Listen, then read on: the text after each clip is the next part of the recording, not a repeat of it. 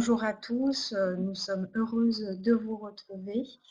Euh, alors effectivement, j'ai pu travailler sur d'autres questions en lien avec les neurosciences, puisque finalement le droit se trouve saisi de bien des manières par les évolutions scientifiques et les nouvelles pratiques médicales qui peuvent se déployer grâce aux outils et aux technologies d'imagerie cérébrale, qu'il s'agisse d'imagerie cérébrale anatomique ou d'imagerie cérébrale fonctionnelle. Nous reviendrons très rapidement sur le fait qu'on peut être tenté de faire une distinction et on peut s'interroger sur la pertinence ou non de faire cette distinction.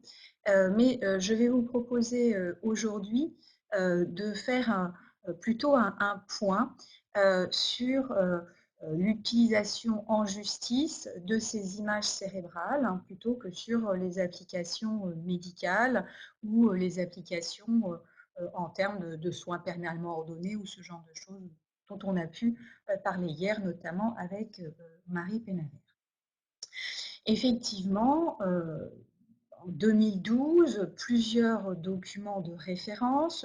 On a mentionné hier l'avis numéro 116 du Comité consultatif national d'éthique auquel Evagide avait participé, Evagide que nous avons entendu hier, avis sur l'utilisation de la neuroimagerie fonctionnelle et les enjeux éthiques qui en découlent. Toujours en 2012, un document assez important et un avis de ce qui était à l'époque le Centre d'analyse stratégique, qui est devenu France Stratégie, cet organisme placé auprès du Premier ministre pour le conseiller en matière stratégique. Des prises de position également, des documents, des rapports, notamment de l'Office parlementaire d'évaluation des choix scientifiques et technologiques. Tout cela en lien avec l'adoption en 2011, par la loi du 7 juillet 2011, d'un article 16-14 qui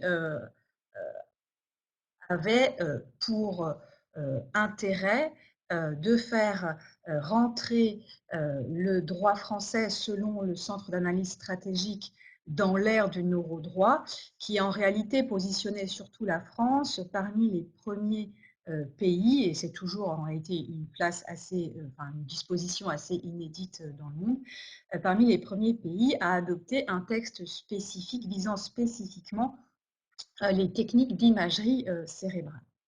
Alors, que nous disait ce texte vis-à-vis duquel on peut penser désormais qu'on a un petit peu de recul, puisque 10 ans se sont écoulés, enfin presque 10 ans se sont écoulés depuis.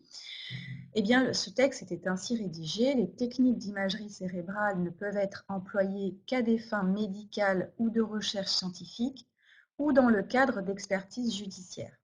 Le consentement express de la personne doit être recueilli par écrit préalablement à la réalisation de l'examen, après qu'elle a été dûment informée de sa nature et de sa finalité. Le consentement mentionne la finalité de l'examen, il est révocable sans forme et à tout moment. Alors, cet article a mis finalement sur le devant de la scène la question de l'utilisation en justice, à la fois d'images cérébrales qui auraient été disponibles et d'images cérébrales dont on aurait demandé la réalisation dans le cadre d'expertise judiciaire. Alors, cet article a fait couler beaucoup d'encre, il a notamment suscité beaucoup de questions sur son intérêt, puisque en réalité, le Code de procédure pénale et le Code de procédure civile permettaient déjà beaucoup de choses dans le cadre de l'instruction ou dans le cadre de l'expertise judiciaire.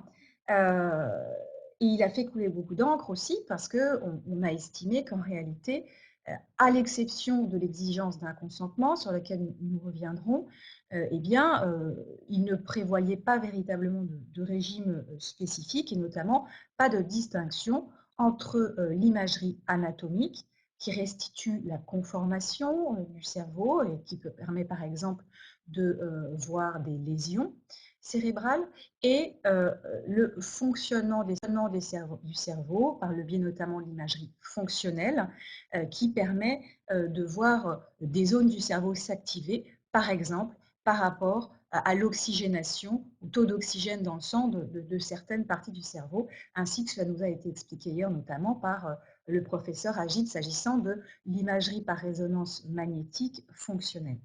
Donc, un certain nombre d'auteurs se sont inquiétés, et l'Office parlementaire d'évaluation des choix scientifiques et techniques s'est également inquiété à cette époque, en 2012, de ce qu'il n'y ait pas de distinction faite entre ces techniques d'imagerie cérébrale, les images cérébrales anatomiques étant considérées, à tort ou à raison, on peut en discuter, comme moins problématiques en ce qu'elles appelleraient une interprétation moins créative, entre guillemets, que les images fonctionnelles qui supposeraient une modélisation mathématique, puis une interprétation de la signification des résultats d'activation. Ceci a amené finalement un certain nombre d'auteurs dans la suite, notamment de la prise de position du Centre d'analyse stratégique, à interpeller sur le risque que finalement les images aient un effet particulier, un effet de fascination, on a pu le lire parfois. On trouve ainsi cette formule dans le rapport de 2012 de l'Office parlementaire d'évaluation des choix scientifiques et technologiques, d'un pouvoir de simplification et de fascination des images, pouvant influencer et pouvant leur conférer une valeur probante supérieure à ce qu'elles sont en mesure d'offrir. Et de fait, certaines études, comme celle de Valérie Moulin et de Jacques Gasser, alors Jacques Gasser aurait dû intervenir cet après-midi, il sera remplacé par le professeur Philippe Delacroza, mais effectivement, il a participé à la présentation qui vous sera faite cet après-midi. Donc avec Valérie Moulin, effectivement, ils ont mené des études expérimentales pour voir si l'utilisation d'imagerie cérébrale était susceptible de faire évoluer la position du juge.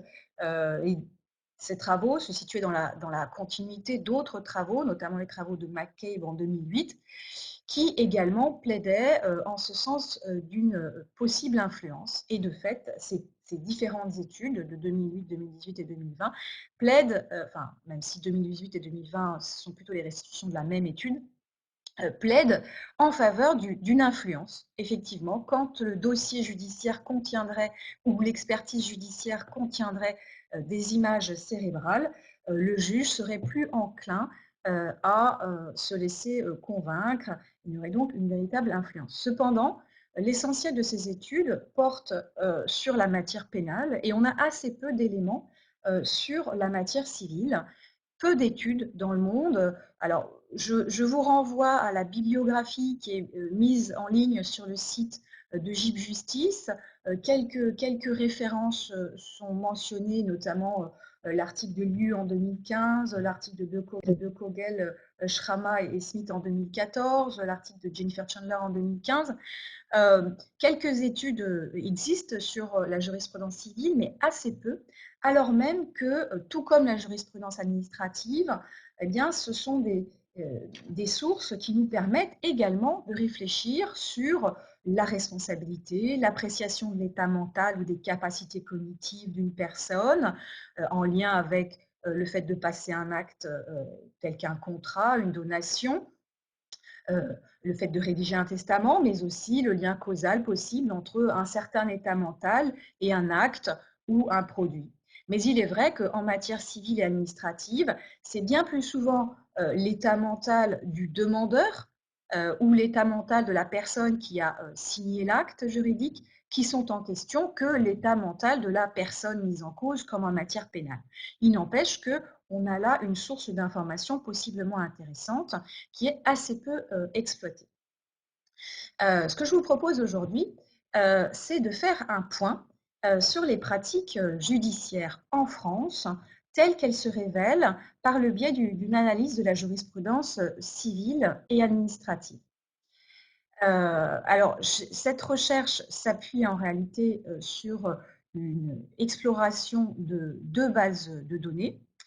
La première base de données que j'avais explorée, c'était Jurica, c'était pour la jurisprudence civile, et je l'avais explorée sur les décisions rendues entre 2007 et 2016, donc 5 ans avant 2011, 5 ans après 2011. Et ça a fait l'objet d'une publication dans la revue Droit et Société, donc je vous y renvoie pour plus de détails, mais j'ai pu m'appuyer de nouveau sur cette première étude que j'avais faite pour la compléter par cette fois-ci une étude sur la base de données des JFrance, parce que je n'ai pas pu refaire d'études sur la base Jurica. Donc sur cette base de données Légifrance, j'ai pu étudier d'une part les arrêts du Conseil d'État et de la Cour administrative d'appel sur la période 2007-2021. D'autre part, les arrêts des cours d'appel et des chambres civiles de la Cour de cassation sur la même période, de manière à établir un état des lieux quantitatif et un état des lieux qualitatif. Alors, autant le dire tout de suite, toute étude inclut forcément des biais. Alors, les premiers biais concernent évidemment les mots-clés qui sont retenus. Personnellement, j'ai retenu les mots-clés neurosciences, exploration cérébrale, scanner cérébral, IRM cérébral, IRM encéphalique, IRM cérébral fonctionnel. Pour essayer de jeter les filets de manière un petit peu large. Et ensuite, après avoir recueilli les résultats par mots-clés, j'ai fait une lecture systématique de tous les arrêts, parce qu'en réalité, vous avez des arrêts qui ne sont pas intéressants, parce que, par exemple, le terme fonctionnel ne renvoie pas à la technique d'imagerie cérébrale, mais à un déficit fonctionnel. Donc, en réalité, voilà, ça suppose effectivement de faire un écrémage. Or, à partir de cet état des lieux quantitatif, il y a des choses que je n'ai pas pu faire, en tout cas. Par exemple, je n'ai pas pu faire la comparaison quantitative pour mesurer l'importance comparée de la jurisprudence civile et de la jurisprudence administrative, puisqu'en réalité, j'avais bien des données sur la jurisprudence civile et sur la jurisprudence administrative sur la même période dans la base Légifrance, mais la jurisprudence civile est beaucoup moins bien représentée dans la base Légifrance du point de vue des cours d'appel par rapport aux cours administratifs d'appel, ce qui donnait des choses finalement assez perturbantes, puisqu'on le voit, sur Légifrance, je me retrouvais finalement avec 65 décisions intéressantes, pertinentes, pour la période 2007-2011, alors que je savais qu'avec Jurica, sur la période 2007-2016, donc plus courte, j'en avais 162. Donc je savais très bien que ce n'était pas représentatif. Et inversement, pour la jurisprudence administrative, j'avais 241 résultats intéressants sur Légifrance sur la période 2007-2016, alors que sur la période 2007-2016, Jurica m'en révélait 120, alors que mais sur Légifrance, j'en avais 137. Pardon pour ces chiffres, c'est juste pour vous dire que c'est difficile de faire une comparaison entre justice administrative et justice civile. Par contre, ce qui est possible, et c'est ce qui est intéressant, c'est de voir l'évolution temporelle. Et là, pour le coup, les données sont assez claires et sont assez convergentes. C'est-à-dire qu'effectivement, il y a clairement une évolution constante. On trouve de plus en plus de décisions qui font référence à un IRM cérébral, à un scanner cérébral, éventuellement à un électroencéphalogramme cérébral. Donc, on le voit, que ce soit en matière administrative, où là, je vous ai présenté d'une part les évolutions pour les scanners. Alors, la barre jaune pour la justice administrative, ce sont les scanners. Donc, on voit qu'il y a plus de scanners cérébraux que d'IRM cérébraux qui sont utilisés, ce qui est normal, puisqu'il y a plus d'outils qui sont disponibles en France, et il y a plus de scanners qui sont passés en France, donc c'est tout à fait logique. Mais on voit que ce soit pour les IRM en gris ou pour les scanners en jaune, et c'est encore plus net évidemment quand on fait le cumul en marron, eh bien, il y a une évolution constante. Et ça se voit également en matière civile, ce que j'avais constaté de manière nette avec l'étude Jurica, on voit les bâtons en marron.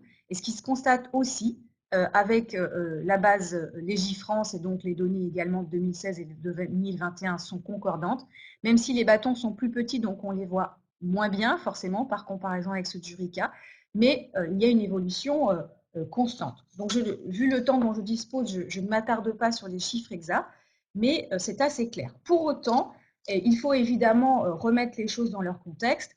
241 décisions intéressantes du Conseil d'État et des cours administratifs d'appel, c'est à mettre en comparaison avec par exemple, 1484 résultats pour la responsabilité hospitalière et les accidents médicaux sur la même période.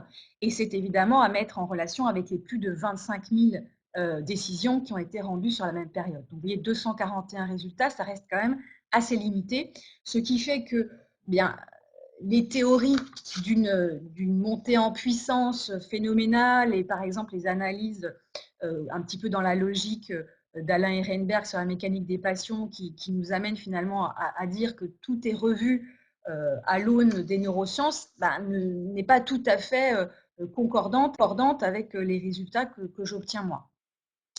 Alors, s'agissant toujours d'un point de vue quantitatif, même si on s'approche du qualitatif, des domaines concernés, on le voit, il y a une certaine répartition qui se fait avec une grande majorité d'arrêts qui concernent soit la responsabilité hospitalière et les accidents médicaux du côté de la justice administrative, soit la responsabilité médicale et également les questions d'indemnisation.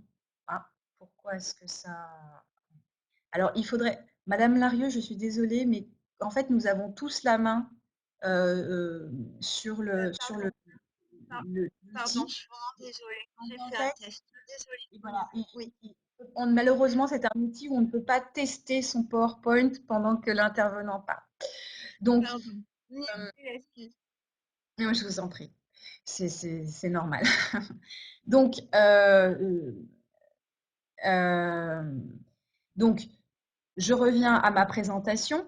Effectivement, une majorité de décisions concernent la responsabilité hospitalière et les accidents médicaux du côté de la justice administrative, la responsabilité médicale et les problématiques d'indemnisation euh, du côté de la justice civile, c'est-à-dire qu'en fait, on va trouver beaucoup de scanners cérébraux et d'IRM cérébral qui visent en réalité à déterminer le dommage, mais aussi éventuellement son lien causal avec le fait à l'origine du dommage, par exemple la faute dans l'organisation du service, le fait de ne pas avoir fait aussi de scanner ou d'IRM suffisamment tôt. J'y reviendrai dans la partie qualitative, il faut que j'aille assez vite. On trouve aussi du côté de la justice administrative des arrêts sur les titres de séjour par rapport à l'état de santé, sur les pensions, les inaptitudes. Bien entendu, l'expertise est présente et on va y revenir. Les arrêts de traitement, la problématique de l'obstination déraisonnable, évidemment, va être assez importante. Et du côté de la justice civile, eh bien, ce qu'on trouve, ce sont les arrêts notamment sur les nullités, nullité des testaments, nullité des contrats de vente par exemple, nullité des donations, avec la problématique de l'insanité. Mais bien entendu, on trouve aussi la problématique de l'expertise. Et en matière d'accident de la circulation, on va trouver aussi des choses, des arrêts qui mobilisent les IRM ou les scanners. Bien entendu, pour caractériser l'état de la victime, mais aussi, on va le voir, dans une problématique de lien causal. Alors, j'en viens du coup à l'état des lieux qualitatif, étant entendu, bien entendu, que ce n'est qu'un point de vue hein, sur ce qu'on trouve dans ces arrêts, et donc que peut-être vous y trouveriez encore bien d'autres choses, et qu'en plus, le temps qui m'est imparti est limité. Alors d'abord, ce qu'on ne trouve pas. Personnellement, je n'ai pas trouvé d'arrêt se référant à l'article 16-14 du Code civil, alors que voilà, cela fait 10 ans maintenant que ce texte existe. Peut-être certaines décisions du fond commencent-elles à y faire référence. Il est vrai également que s'agissant de la justice administrative, il n'y a pas d'équivalent à l'article 16-14 du Code civil dans le Code de la santé publique. Pour autant, on sait que le juge administratif n'hésite pas à s'inspirer des dispositions civiles, surtout qu'en droit français, on le sait, tout ce qui concerne la protection du corps humain est dans les premiers articles, les articles 16-1 et suivants du Code civil. Donc, bon, on ne trouve pas d'équivalent. On ne trouve pas non plus à une exception près, de décisions se référant expressément à l'imagerie cérébrale fonctionnelle. Cette décision, je vais y revenir juste après. Elle ne mentionne pas l'imagerie par résonance magnétique fonctionnelle, mais on sait que c'est ce qui a été utilisé. Et c'est l'arrêt du Conseil d'État dans l'affaire Lambert. Je reviendrai tout de suite. Il n'y a pas, à ma connaissance, de décision ordonnant, en tout cas dans ce que j'ai trouvé, ordonnant la réalisation de nouveaux examens d'imagerie cérébrale à des fins judiciaires en matière civile. En matière administrative, ce qu'on trouve, c'est l'apparition récente, donc depuis 2014, de demandes de réalisation d'examens complémentaires en matière d'arrêt des traitements sous l'intitulé expertise en neurosciences. Mais ce n'est pas si précis que cela, et cela pose en réalité le problème, d'un point de vue juridique, de la distinction entre les expertises médicales et les expertises judiciaires. Pourquoi est-ce que je me pose cette question-là? Parce que dans le contexte de l'arrêt des traitements, finalement, on est dans une situation où on cherche à savoir si la personne a encore besoin de soins, si on a une chance que cette personne récupère une partie de ses capacités. Ce qui fait que finalement, l'imagerie cérébrale peut être justifiée à la fois pour des raisons médicales et des raisons judiciaires. Or, j'espère que... Or, la difficulté, on l'a vu, c'est que l'article 16-14, en principe, exige un consentement finalisé, donné préalablement à l'examen. Donc évidemment, dans le contexte assez particulier où on imaginerait une imagerie cérébrale réalisée à des fins judiciaires, normalement, il faudrait un consentement spécifiquement donné pour l'utilisation à des fins judiciaires. Dans le contexte de l'arrêt des traitements, théoriquement, on est dans le champ administratif. Donc, l'article 16-14 n'a peut-être pas la même importance.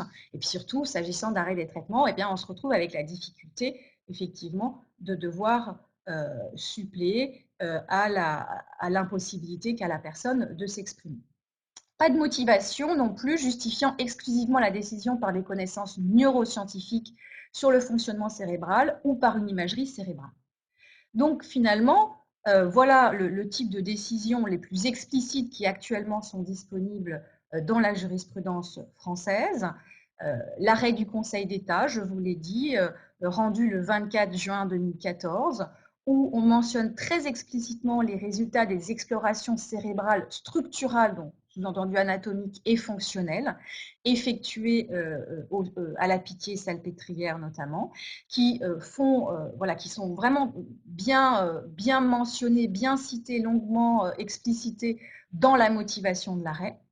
Mais ceci pour aboutir finalement à l'idée que pour apprécier si les conditions d'un arrêt d'alimentation et d'hydratation sont réunies, s'agissant d'un patient victime de lésions cérébrales graves, quelle que soit l'origine, dès lors qu'il se trouve dans un état végétatif ou dans un état de conscience minimal le mettant hors d'état d'exprimer sa volonté, et dont le maintien en vie dépend de ce mode d'alimentation et d'hydratation, le médecin doit se fonder sur un ensemble d'éléments médicaux et non médicaux dont le poids respectif ne peut être prédéterminé et qui dépend des circonstances particulières à chaque patient.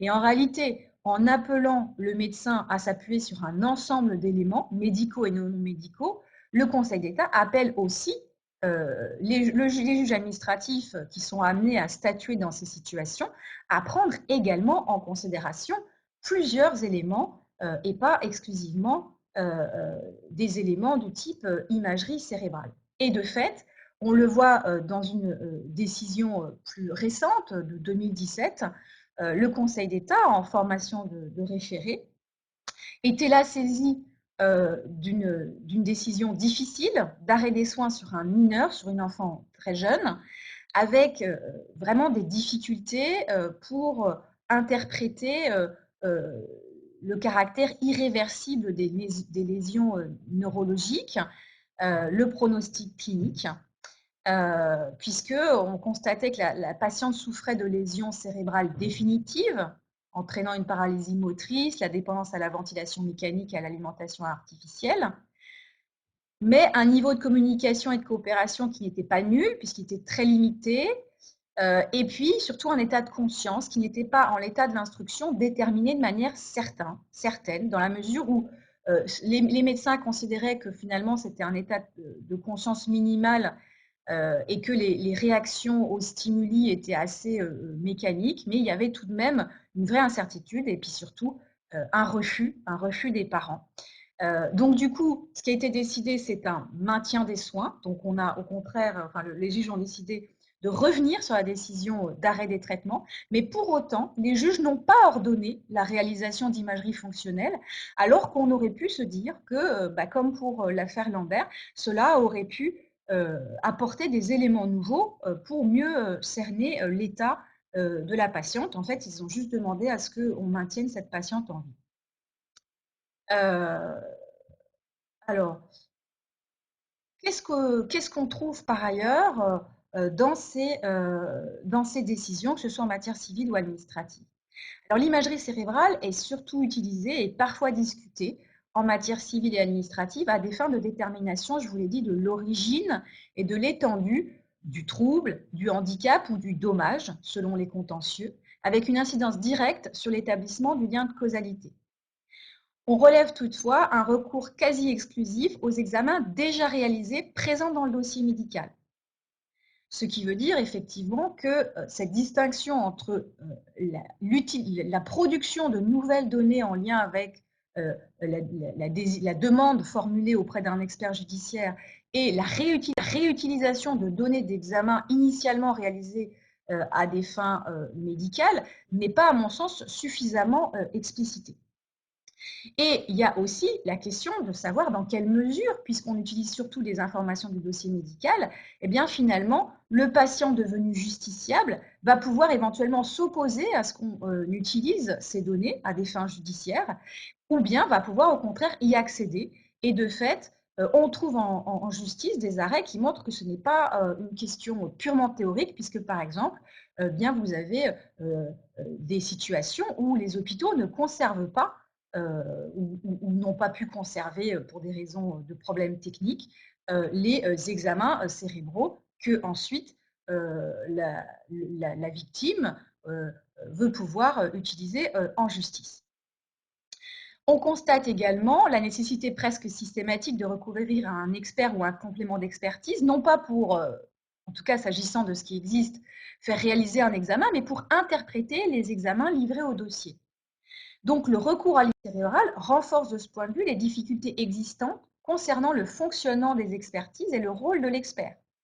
C'est-à-dire que ça renforce les difficultés concernant l'équilibre à trouver entre la liberté de juger et la force de conviction du jugement lorsque le juge mobilise les conclusions d'expertise ou lorsqu'il s'en écarte. Et de fait, certains auteurs constatent que le juge utilisera d'autant plus sa liberté de jugement que des divergences peuvent exister entre les conclusions d'expertise. Mais ces analyses portent surtout sur le domaine pénal. Personnellement, j'ai trouvé que ce n'était pas si évident que ça de le trouver dans le domaine de la justice administrative ou de la justice civile. Et puis, il y a évidemment la question des conditions dans lesquelles les demandeurs peuvent obtenir un complément d'expertise ou une contre-expertise. Des questions en lien avec la façon dont les magistrats reçoivent des témoignages ou des paroles expertes alternatives, c'est-à-dire qui ne sont pas directement le rapport de l'expert judiciaire, mais des éléments livrés au dossier par les parties, sachant que les parties, ça peut être la victime, mais ça peut aussi être l'assureur, par exemple, qui ne souhaite pas indemniser, afin de mettre en discussion les conclusions du rapport de l'expert judiciaire. Alors, je n'ai guère le temps de m'attarder. Quelques exemples assez parlants. Alors d'abord, cette petite citation, je ne sais pas si vous aurez le temps de la lire, mais qui vous montre que parfois les paroles expertes n'hésitent pas à abuser peut-être de ce qui est censé leur apporter leurs compétences, en essayant d'influencer de manière assez caricaturale le juge. Et je dois dire que, par exemple, dans cet arrêt, le juge n'a pas du tout été dupe. Et s'il a repris textuellement dans sa décision des citations, c'était plutôt pour estimer que finalement, cette analyse n'était pas si pertinente que ça au regard d'autres éléments. Dans une autre décision de 2008, on voit que, c'est ce qui me paraissait assez intéressante, on voit que la victime d'un accident de la circulation souffrant d'un traumatisme crânien avec une hémorragie frontale réclame l'indemnisation de son préjudice qui, selon elle, inclut des incidences psychiques puisque l'expert judiciaire qui est désigné constate l'existence de troubles psychiques importants, avec en particulier une instabilité émotionnelle, une anxiété et une angoisse manifeste. Le conducteur du véhicule et son assureur demandent une contre-expertise en estimant que le lien causal ici n'est pas suffisamment établi. Et là, on va voir qu'il y a finalement une sorte de dispute sur la question de savoir s'il est ou non pertinent de nommer un nouvel expert, de désigner un nouvel expert pour approfondir le passé médical de la victime. Et c'est finalement cette décision du tribunal de grande instance de désigner un nouvel expert qui fait l'objet d'un appel, ce qui amène la Cour d'appel d'Aix à examiner en détail la manière dont le premier expert judiciaire et son sapiteur se sont prononcés. Et quand ils le font, eh bien, clairement, ils s'appuient sur le fait qu'il y a bien des compétences en neurochirurgie qui ont été mobilisées et qu'ici, il y a une imagerie IRM qui met bien en évidence les dommages post-traumatiques dans le secteur frontal et une correspondance avec la clinique.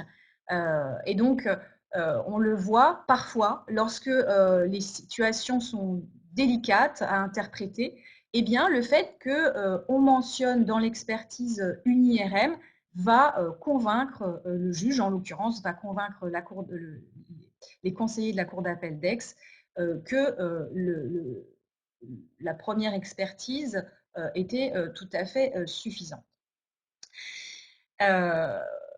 Il y a donc clairement ici un besoin pour le juge de comprendre la signification et la portée de l'imagerie cérébrale médicale, en l'occurrence, à la fois quant aux conséquences de ce constat, c'est-à-dire si on constate une anomalie, qu'est-ce qu'on en tire comme conséquence? Mais si on ne la constate pas, qu'est-ce qu'on en tire aussi comme conséquence? Est-ce que si cette personne qui a eu un accident qui a souffert d'un accident de la circulation et qui présente des troubles psychiques n'avait pas pu livrer au dossier une imagerie cérébrale montrant effectivement une atteinte, est-ce qu'elle aurait eu moins de chances d'obtenir gain de cause et est-ce que ce serait véritablement justifié? Et ça pose également des difficultés s'agissant de l'interprétation rétrospective de résultats qui peuvent être des résultats d'imagerie médicale obtenus postérieurement, par exemple, s'agissant du contentieux pour insanité d'esprit. On le voit avec certains arrêts. Il est délicat d'interpréter l'état de la personne au moment où elle a conclu l'acte, lorsque des images cérébrales postérieures font apparaître une atteinte faisant poser un diagnostic de maladie d'Alzheimer. Est-ce que ça nous permet rétrospectivement de penser que la personne n'était pas en mesure de conclure l'acte dans de bonnes conditions? Ça pose problème. Or, ce qu'on constate en lisant les arrêts, et par exemple celui-ci, c'est que les juges, pour l'instant, en l'état de la jurisprudence, sont assez prudents. Ils sont prudents, ils remettent l'imagerie cérébrale dans un faisceau d'éléments et on le voit dans cette citation.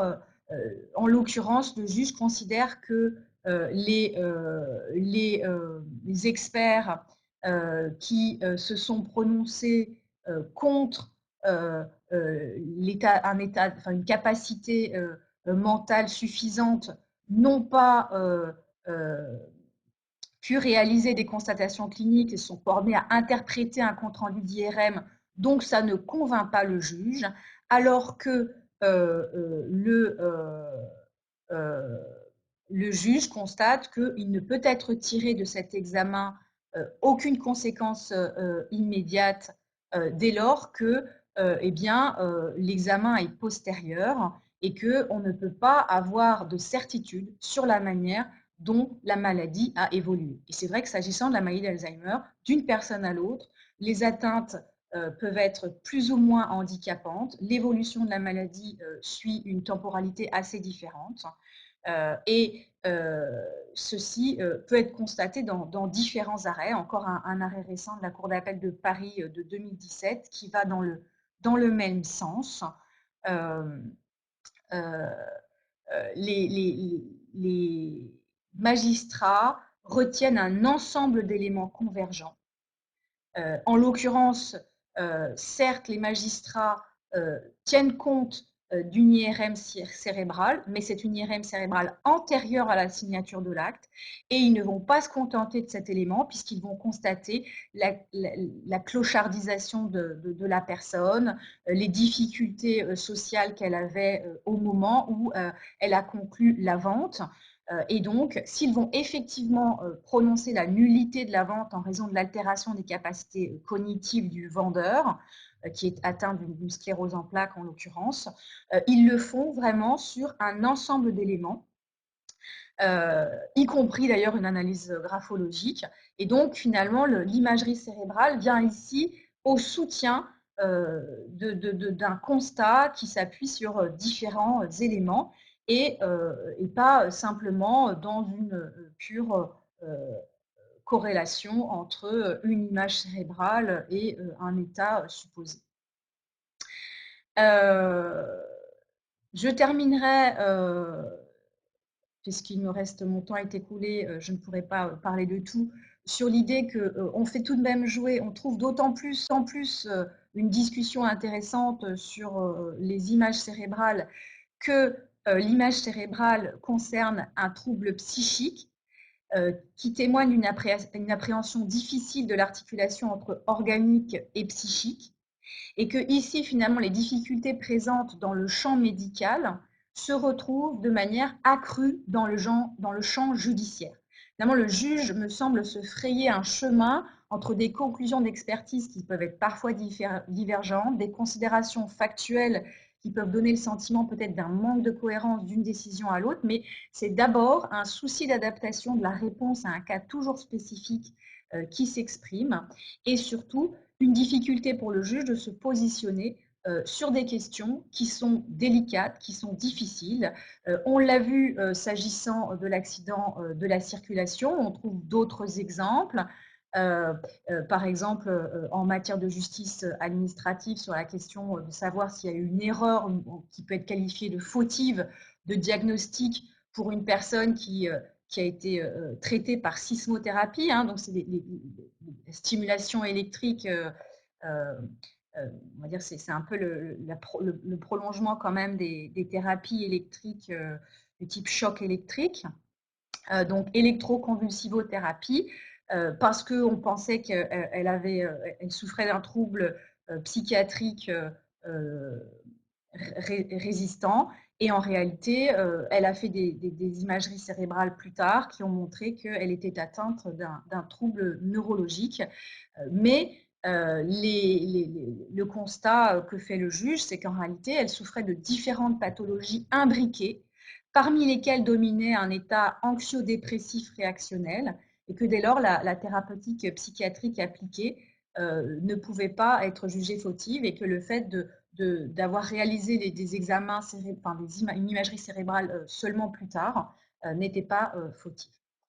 On retrouve ces difficultés beaucoup, notamment dans le domaine des accidents de la circulation, que j'ai déjà évoqué, avec le problème de l'aggravation, par exemple, d'un état psychotique du fait des séquelles provoquées par l'accident. Est-ce qu'on peut ou non le relier à l'accident? Et dans ce contexte, la mobilisation de l'imagerie cérébrale, finalement, vient renforcer le juge dans sa décision difficile de retenir ou non le lien de causalité. La loi de bioéthique est en cours de discussion. Ce dont il est question, c'est surtout d'exclure finalement l'imagerie cérébrale fonctionnelle. On ne sait pas ce que donneront les discussions au Parlement, hein. On nous annonce que des discussions finales auront lieu cet été, à partir de juin en tout cas. Il semble néanmoins qu'on évoluera vers une exclusion explicite de l'imagerie cérébrale fonctionnelle dans le contexte de l'expertise judiciaire.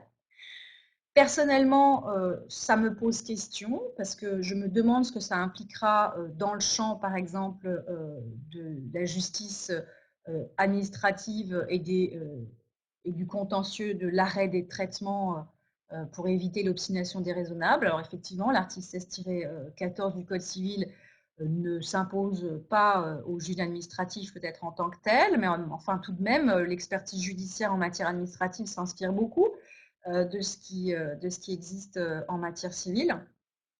Je me demande aussi pourquoi cette exclusion de principe sur une technique qui peut éventuellement être utile et qui peut être demandée par la personne, par la victime.